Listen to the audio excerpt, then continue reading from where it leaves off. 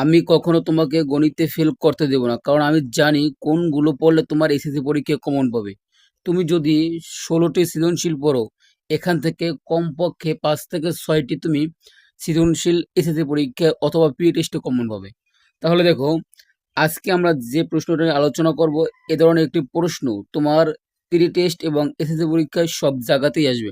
তাহলে দেখো, এখানে বলছে C=357 এবং এখান থেকে প্রমাণ করতে হচ্ছে P/C, অর্থাৎ পি দ্বারা বোঝায় তোমার পাওয়ার অর্থাৎ শক্তি, আর শক্তি বলতে তোমার বোঝানো হচ্ছে উপসেট।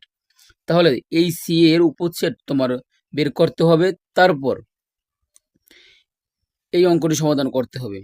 তাহলে দেখো, এখানে যেহেতু তোমার প্রথমে লিখতে হবে দেওয়া আছে, আমরা লিখব দেওয়া, এই দেওয়া আছে, এই দেওয়া আছে। তারপর দেখো, দেওয়া হচ্ছে তোমার যেহেতু এই অঙ্কের ভিতর সি আছে, তার মানে এখানে সির মান তুলতে হবে। তাহলে কত? C= এই 3, 5, তারপর কত 7। এখন দেখো, তোমাকে যেহেতু এই পাওয়ার সি মান বের করতে বলা হচ্ছে, তাই তুমি লিখবে এখানে এই পাওয়ার তারপর সি। এখন একটা কথা তোমাকে খেয়াল করতে হবে, এখানে সি এর মান 3টি, তোমাকে যদি 2টি থাকতে তখন তোমাকে করতে হবে 4টি, 2 এর উপর স্কোয়ার হবে। যখন 3টি, তার মানে 2 এর উপর 3 দিতে হবে। এখানে যা থাকবে তার ডাবল হবে, অর্থাৎ 3টে থাকলে তোমার হবে 8টা, আর 4টা থাকলে তোমার হবে কত? 16টা। অর্থাৎ এই 16-র বেশি তোমার আর আসবে না। তাহলে দেখো, যেহেতু এখানে সংখ্যা 3টা, তার মানে আমাদের কি হবে 8টা। তাহলে প্রথমে আমরা যদি একটা একটা আলাদা করি, তাহলে কিন্তু আমরা 3টে মান কিন্তু পেয়ে যাই। তারপর এই 2টা 3, এই 5, তারপর দেখো এই 3, তার 5-এর পর 3, 7, তাহলে এই 3, 7, তারপর দেখো এই 5, 7। তবে একটা কথা মনে রাখতে হবে, তোমাকে কখনো পিছনে আসা যাবে না। তাহলে এই 5, 7, তার পিছনে তো আর আসা যাবে না, এবং সবগুলো মিলিয়ে একটা এই 3, 5, 7, সর্বশেষ একটা ওড়ি দিতে হবে।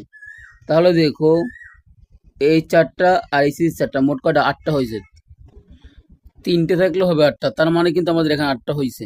তাহলে তোমাকে লিখতে হবে যে P/C কত? এই 8। এখন তোমাকে শর্ত দিয়েছিল টুয়াইজ n এর উপাদান সংখ্যা P⁻C এর উপাদান, অর্থাৎ সি এর উপাদানের সমান, এই সি এর উপাদানের সমান। তার মানে সি এর মান ছিল 3টে, তোমাকে 3 প্রমাণ করতে হবে। যেহেতু বলছে টুয়াইজ n, তার মানে তোমাকে লিখতে হবে প্রশ্ন মতে। তাহলে দেখবা, এখানে যে টুয়াইজ n পেয়েছিলাম টুয়াইজ n, আর এখানে 8 পেয়েছিলাম, এই 8, এই জায়গায় লিখতে হবে 8টি। তাহলে দেখো, আমাদের যেহেতু n এর উপাদান সংখ্যা বলছে টুয়াইজ n এর, তার মানে এখানে 2n লিখে দেবো।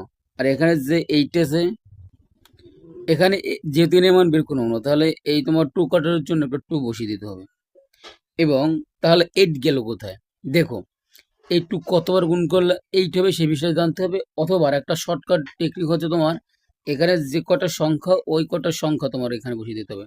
তাহলে দেখো, প্রথম তোমার সংখ্যা ছিল 3টে, তার মানে এখানে আমাদের এই 3টি বসিয়ে দিতে হবে। তাহলে এখানে n ইকুয়াল তোমার থাকে কি 3। আশা করি তুমি বুঝতে পারছো। যদি তোমার কাছে ভালো লাগে, অবশ্যই আমার এটিতে ফলো করে দিয়ে আমার ইউটিউব চ্যানেলে অবশ্যই সম্পূর্ণ ভিডিও, এবং আমরা যে 16টি সৃজনশীল দিয়েছি, এই 16টি সৃজনশীল তুমি আমার ইউটিউব চ্যানেলে দেখতে পাবে। খোদা হাফেজ।